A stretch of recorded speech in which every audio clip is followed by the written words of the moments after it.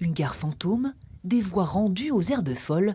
3 ans après la fermeture de la ligne Ussel-Clermont-Ferrand, Merline a désormais des allures de western, un bout du monde où certains sont restés à quai.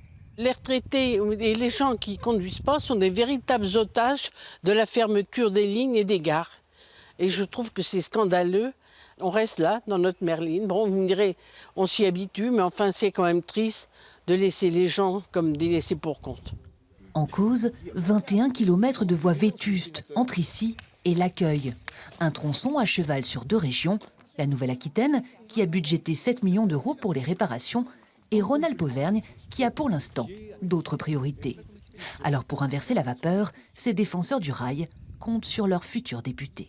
Les députés qui auront la joie d'être élus, le plaisir d'être élus aux prochaines élections, ont une responsabilité très importante sur le schéma national ferroviaire qui reste à tracer et à en indiquer le contenu. Nous demandons à ce qu'un choix soit fait délibérément sur Bordeaux-Lyon et que l'accès se fasse par Ussel.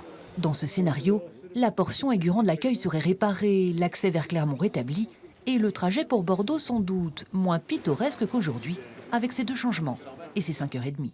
On leur demande à ce qu'il y ait des liaisons directes, comme il y avait dans le temps, des Ussel-Bordeaux directes, sans changement à Brive, qui sont bien plus courtes, et qu'on puisse revenir sur la même ligne le soir.